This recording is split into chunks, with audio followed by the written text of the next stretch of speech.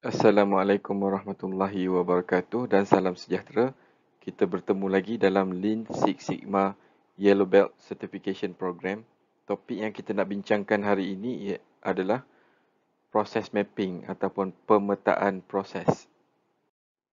Baiklah, sekarang kita nak faham apakah itu proses. Proses adalah satu siri langkah atau tindakan yang membawa kepada hasil ataupun output yang kita ingini. Tanpa kita sedar, proses ada di mana-mana dalam setiap aspek kehidupan kita. Contoh proses yang kita ada setiap hari, menyediakan sarapan pagi, membuat pesanan, pemeriksaan mesin dan lain-lain. Apa itu proses mapping, pemetaan proses? Pemetaan proses ialah teknik menggunakan carta alir untuk menggambarkan aliran proses. Ini sebagai contoh di bawah ni menggunakan carta alir. Kita nak melihat dari perspektif paling makro, paling tinggi, paling besar, ke tahap mikro, paling halus, di mana diperlukanlah. Maknanya elemen-elemen kerja di dalam carta alir ni boleh jadi besar ataupun kecil, mengikut keperluan pemetaan proses. Untuk apa kita buat? Untuk mengenal pasti peluang penambahbaikan. Mengapa kita perlukan pemetaan proses? Pemetaan proses ialah salah satu alat terpenting Lean Manufacturing, pembuatan Lean. Pembuatan Lean ialah pembuatan tanpa pembaziran. Anda boleh melihat keseluruhan 100% proses pada suatu masa. Penting untuk kita melihat keseluruhan secara makro. Jadi kita boleh lihat ini pada peta proses. Visualisasi ini menjadikan bentuk yang abstrak, bentuk yang susah digambarkan, menjadi ketara, supaya semua orang dapat faham dengan lebih cepat. Jadi mengesan pembaziran dengan pantas dengan memvisualkan proses adalah mudah untuk menentukan kawasan yang tak menambah nilai, kecekapan yang paling rendah. Langkah ataupun elemen kerja yang diperlukan mudah dikenal pasti. Jadi contoh-contoh pembaziran yang kita dah belajar dalam Lean Manufacturing, transportation, pengangkutan yang berlebihan, inventory yang berlebihan, pergerakan yang berlebihan, menunggu yang lebih, masa menunggu overproduction, pengeluaran yang berlebihan, proses yang berlebihan, defect dan juga penggunaan pekerja yang tak efisien lah, unutilized, yang tak digunakan dengan sepenuhnya. Kemudian pemetaan proses memaksa kita untuk gambar proses. Kalau kita nak buat pemetaan proses, kita kena gambar proses, kita kena berada di site, tengok sendiri dengan mata kepala kita.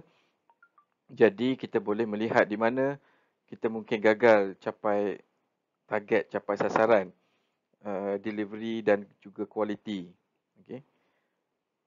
Seterusnya, peta proses juga akan jadi dokumen untuk rujukan dan latihan pada masa hadapan. Ini adalah untuk melatih pekerja baru, latih semua ahli yang sedia ada, latih semula. Jika kita ada perubahan kepada peta proses kita, kita nak latih semula. Atau kongsi peta proses kita di semua peringkat. Supaya semua orang ingat protokol yang betul. Semua orang ingat, semua orang faham. Jadi kita dalam satu syarikat, kita kena memastikan semua orang mempunyai kefahaman yang sama. Kalau kita saja yang faham, orang lain tak boleh faham, kita tak akan dapat melakukan sebarang perubahan. Walau bagaimanapun, alat ini, alat pemetaan proses ini tak akan berguna pun.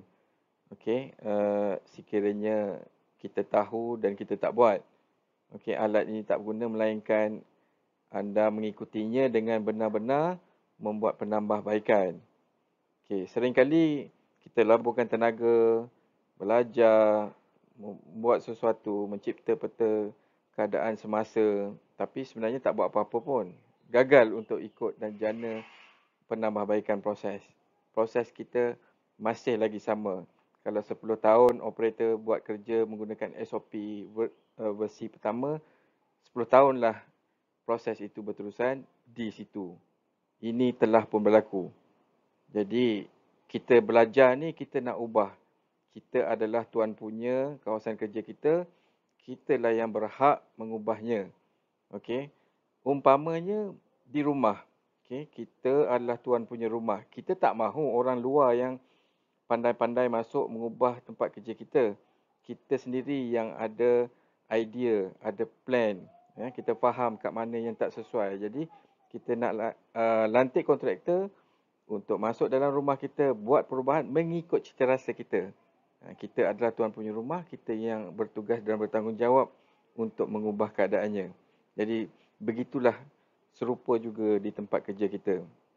Jadi selain itu, dalam pemetaan proses tadi, masalah yang sering dihadapi syarikat ialah kita tak jelas, okey, proses ideal ni macam mana, tak ditakrifkan dengan jelas. Jadi peta proses yang ideal akan memberikan visi yang jelas. Apa keadaan ideal, bagaimana pergerakan, bagaimana masa, bagaimana tempat-tempat semua barang diletakkan. Jadi kita nak record semua perkara ni dalam keadaan ideal, sebagai keadaan ideal supaya dia menjadi satu standard yang akan diulang setiap hari. Jika kita tidak ada berada di proses pun, orang lain faham proses tersebut akan dapat melakukan benda yang sama. Jadi itulah asas kelangsungan. Jadi ini semua perlu dicapai. Okay? Inilah akan menjadi arah tuju seluruh pasukan. Sekarang kita nak lihat simbol-simbol yang biasa digunakan dalam peta proses dan juga carta aliran. Okay, kita ada simbol oblong ni adalah menandakan mula dan tamatnya satu proses. Dia akan menjadi sempadan. Okay, bila kita tahu simbol mula dan juga akhirnya tamat, jadi itulah sempadan dia. Ini akan menjadi sempadan proses. Okay, yang kedua adalah segi empat. Okay, segi empat ada menunjukkan, maksudnya adalah aktiviti. Jadi kita nak menunjukkan sebarang aktiviti yang dilakukan dalam proses, kita akan tulis di dalam segi empat ini. Okey, simbol ini dinamakan apa ya? Rhombus ini adalah simbol untuk buat keputusan. Okey, jika kita perlu dapatkan kelulusan, penerimaan, penolakan, kita akan tuliskan di sini ya. Contohnya di sini pemeriksaan. Okey, pemeriksaan kita akan ada satu hala anak panah akan pergi ke lulus, gagal, ataupun apa-apa yang kena return. Jadi kita akan tuliskan di dalam dan juga di sekitar bentuk rhombus ini. Dan seterusnya anak panah anak panah yang menyambungkan semua simbol-simbol ini adalah menunjukkan arah ataupun aliran proses. Okay, jika ada input ataupun output, kita tulis dalam bulatan. Ini adalah simbol untuk dokumen dan simbol untuk pengkalan data. Sekiranya kita punya sistem interconnect bersambung dengan sistem komputer atau sistem pengkalan data. Sekarang kita nak lihat pula jenis peta proses yang biasa kita jumpai. Okay? Kita akan jumpa carta aliran asas. Jadi apa ini? Peta ringkas yang menunjukkan langkah proses termasuk input dan outputnya. Okey, kita ada mula, step yang pertama, kita ada buat keputusan, sekiranya okey apa jadi, sekiranya not okey, tak okey apa jadi. Jadi ini adalah carta aliran asas.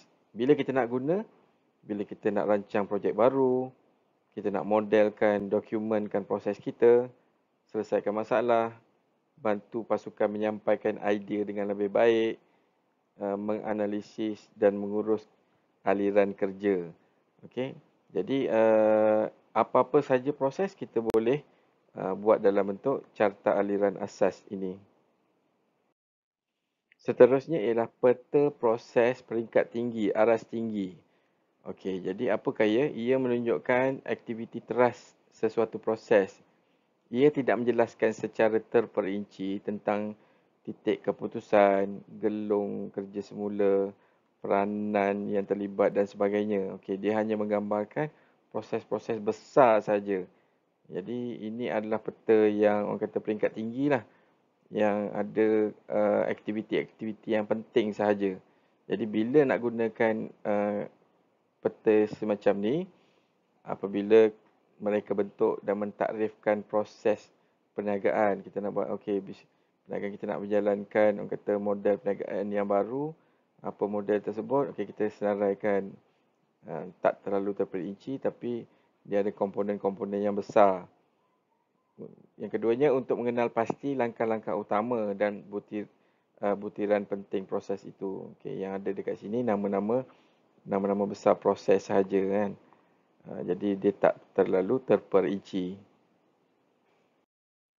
Kalau tadi peta proses peringkat tinggi tak terperinci, kali ini kita lihat peta proses terperinci. Ada juga. Jadi ia adalah carta alir yang menunjukkan proses secara terperinci. Semua butiran sub-proses terkandung dalam peta jenis ini.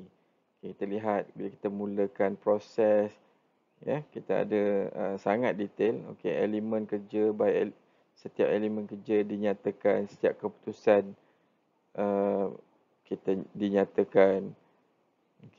Ada sub-proses. Jadi bila kita nak gunakan peta jenis ini, kita pecahkan kepada terperinci. Jadi kita gunakan dia untuk memberi semua butiran, semua input output yang berkaitan dengan langkah proses. Kemudian untuk mendokumentkan semua ketetapan dalam proses. Bila kita ada proses baru, pertama kali kita nak jalankan, dan setiap proses tersebut ada parameter penting. Sebagai contoh, yang tempat kala-kala ni kita nak masukkan parameter-parameter penting. Kita dapat maklumat daripada pihak kejuruteraan, daripada pihak kualiti, dan kita nak update, masukkan ke dalam setiap elemen-elemen kerja ini. Itulah dia akan menjadi satu dokumen yang lengkap, proses kerja yang lengkap. Jadi dia akan menjadi satu ketetapan, satu standard dalam proses kita, supaya dia akan kekal dan boleh mudah diulangi dan mudah difahami oleh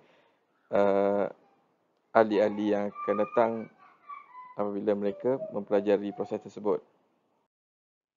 Sekarang kita lihat satu lagi jenis, carta aliran merentas fungsi.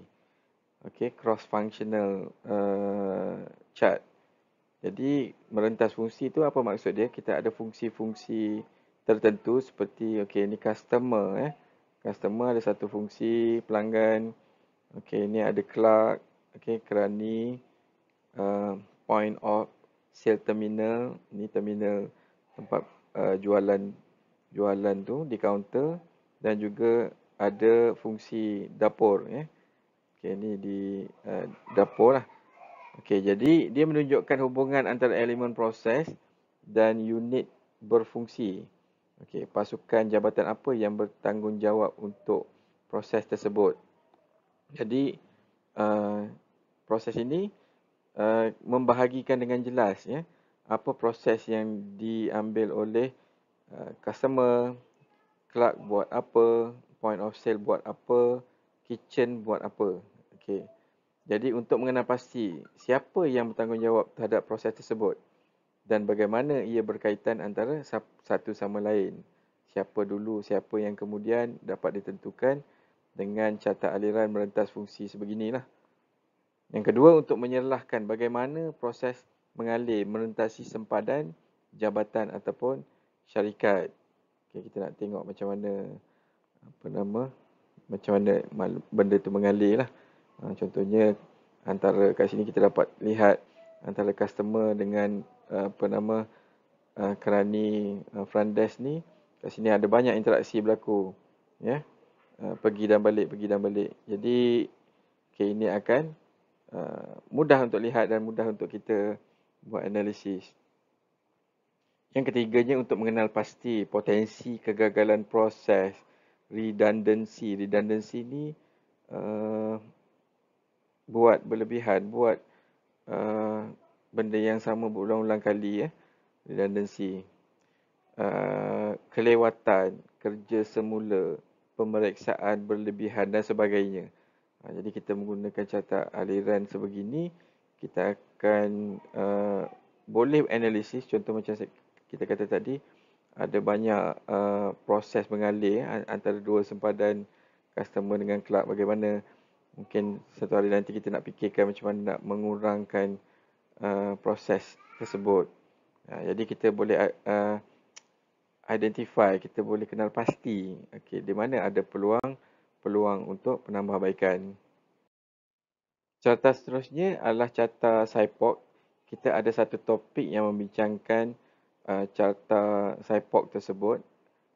Bagaimanapun ini adalah summary-nya. Untuk menunjukkan, carta SIPOC ni adalah untuk menunjukkan elemen utama, pembekal, input, proses, output dan pelanggan. Jadi ia adalah peta proses peringkat tinggi. Peringkat tinggi yang menggambarkan secara keseluruhan sahaja. Jadi bila kita nak gunakan carta SIPOC ini untuk mengenal pasti apa elemen utama proses sebelum kita mulakan peta perinci. Jadi untuk menentukan skop proses yang kompleks, kalau kita ada satu projek yang kompleks yang melibatkan multi department contohnya. Yang ketiganya boleh digunakan dalam fasa ukur metodologi DMAIC. Yang kita belajar Lean Six Sigma ni, kita ada DMAIC stage. Kemudian kita gunakan carta SIPOC ini dalam fasa ukur, measure. Sekarang kita nak belajar satu lagi jenis peta proses, value stream mapping, peta stream nilai. Peta apakah ni? Peta ni menggambarkan aliran bahan dan maklumat yang diperlukan untuk membawa produk kepada pelanggan. Kita ada beberapa elemen penting dalam peta sebegini. Dia ada maklumat dan dia ada aliran produk. Sebagai contoh, dia bermula daripada sini, daripada klien, daripada siapa pelanggan kita. Contohnya Perodua. Perodua akan request, akan maklumkan kepada kita, dia akan sampaikan kepada kita maklumat melalui email, melalui telefon, pelbagai-bagai cara kepada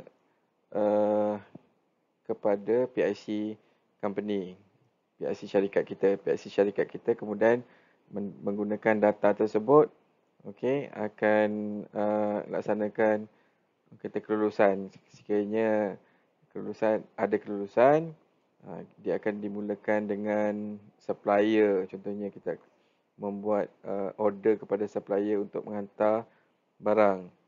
Berapa lot yang diperlukan, bila diperlukan. Jadi ini supaya beliau akan pastikan proses yang ada akan mendapat barang yang secukupnya pada waktu yang diperlukan. Jadi semua maklumat berlaku peralihan maklumat di situ.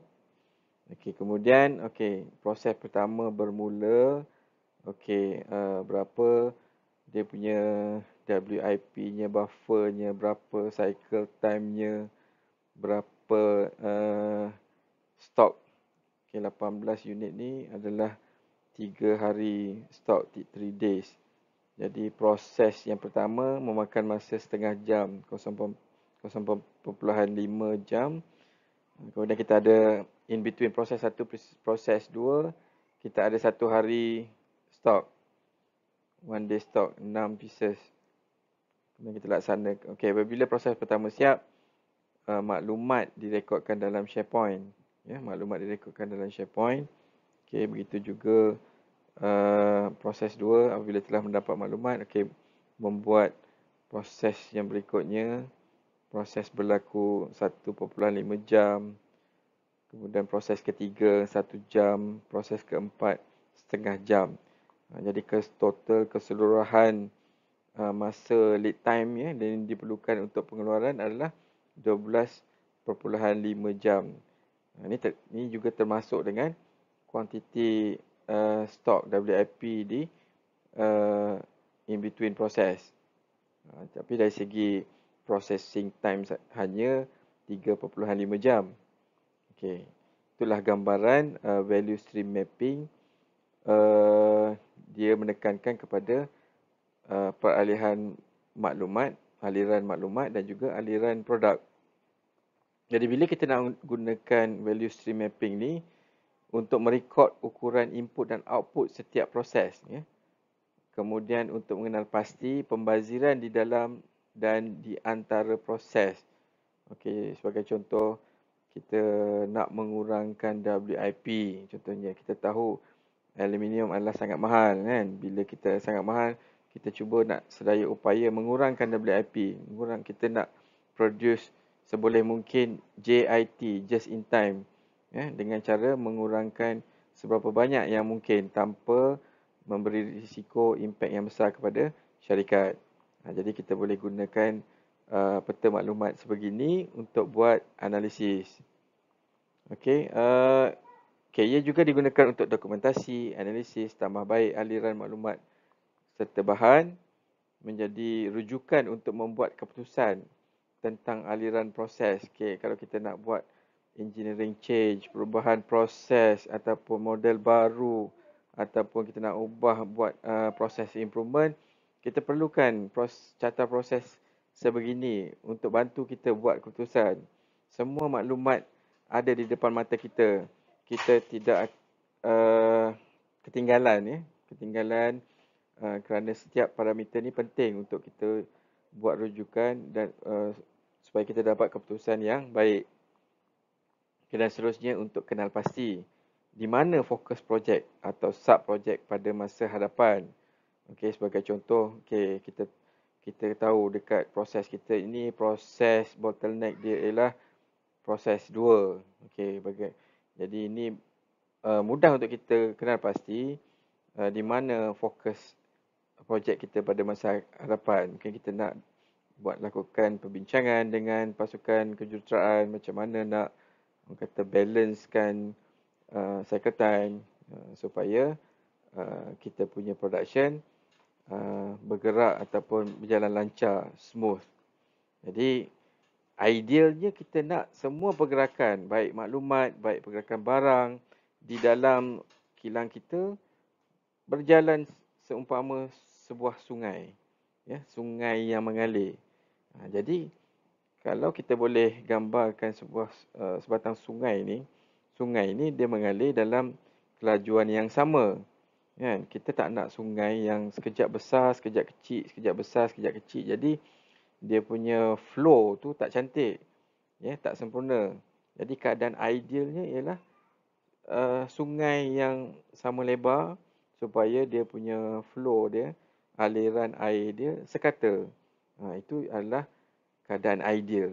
Jadi kita kena imagine sama-sama, kita cuba nak dapatkan flow yang terbaik sebegitu rupa. Baiklah, sekarang mari kita cuba fahami satu contoh peta proses, iaitu peta proses jenis terperinci. Okey, peta proses ini menyenaraikan proses bermula daripada receiving, melting, casting, machining dan juga assembly. Okey, dia ada titik mula dan titik akhir dia. Dia ada aktiviti-aktiviti yang berlangsung di dalam proses shop tersebut. Contohnya casting, apa proses aktiviti yang berlaku, dan dia ada pemeriksaan, judgement, buat keputusan. Okey macam mana, NG macam mana. Okey, jadi peta jenis ini jelas seperti yang kita bincangkan sebelum ni, untuk berikan semua butiran input-output dengan yang jelas berkaitan dengan proses tersebut, dan untuk dokumenkan semua ketetapan dalam proses supaya semua orang pun boleh follow dan faham apa ketetapan-ketetapan yang telah ditetapkan. Sekarang kita lihat lagi satu contoh peta proses, peta stream nilai ataupun VSM. Jadi kita lihat satu syarikat ini, Okey, dia ada daripada customer dia yang ada detail input yang diperlukan oleh customer. Okey, berapa sebulan, produk apa, berapa pieces, bagaimana delivery dia, okey, bagaimana dia running production. Customer ni dia perlukan, dia memberi kita maklumat 90 hari forecast. Dia dah buat permintaan kepada jangkaan 90 hari dan dia akan order secara harian. Okey, maklumat tersebut diterima oleh logistik department. Okey, daripada maklumat yang diterima, logistik akan mengeluarkan 4 minggu forecast kepada supplier pula untuk buat persediaan. Order akan di-confirm, akan dihantar setiap minggu. Okey, kemudian untuk production, dia akan, PPC logistik akan keluarkan weekly schedule, jadual mingguan. Okey, daripada sini maklumat bergerak. Okey, kemudian bermula dengan penghantaran daripada supplier 2 kali seminggu. Okey, kita akan receive ingot, aluminium ingot. Kemudian bermulalah perjalanan material, produk daripada proses delivery, die casting, finishing, deburring ataupun secondary process, machining, assembly, packaging dan akhirnya delivery ke customer sekali satu hari. Okey. Bila membuat value stream mapping BSM ini, amat mudah untuk kita lihat problem-problem, masalah-masalah yang berlaku di dalam operasi. Okey, contohnya, syarikat ini menyenaraikan beberapa masalah-masalah. Okey, contohnya dia jumpa masalah terlalu banyak pengangkutan, transportation. Okey, order material dalam keadaan batch yang terlalu besar sampai 11 hari ingot. Okey, isolated production island, proses yang terasing, machining, issue breakdown. Walaupun kita dah tetapkan cycle time, tetapi kita tak dapat output yang diperlukan. Kenapa? Kerana ada breakdown. Contohnya, di assembly terlalu banyak scrap dengan rework. Okey, bila nak deliver to customer, firefighting, barang yang diperlukan tak sampai dan macam-macam lah. Jadi, bila kita dapat gambaran keseluruhan satu kilang kita di dalam sekeping kertas, di dalam sekeping peta sebegini, ini memudahkan untuk kita kenal pasti, kenal pasti di mana ada masalah, di mana ada pembaziran dalam proses. Jadi ini kita boleh fokuskan. Akhirnya kita boleh fokuskan kat mana kita nak fokuskan projek kita. Kalau kita adakan project team untuk menyelesaikan masalah untuk satu produk, jadi di mana kita harus beri tumpuan. Jadi sekiranya kita berfikir dengan cara begini dan kita sentiasa menyelesaikan masalah-masalah sebegini, insya-Allah penambahbaikan tu akan berjalan secara berterusan. Kita akan dapat ideal proses ideal, bagaimana mengikut kehendak yang sepatutnya. Jadi itu saja yang nak disampaikan untuk pemetaan proses. Diharapkan semua dapat faham. Jika tak faham, boleh ulang semula video ini, kembali ke topik-topik yang anda tak faham. Okey, setelah selesai, sila buat quiz, okey, di link yang telah diberikan dalam Google Classroom. Selamat maju jaya. Assalamualaikum warahmatullahi wabarakatuh.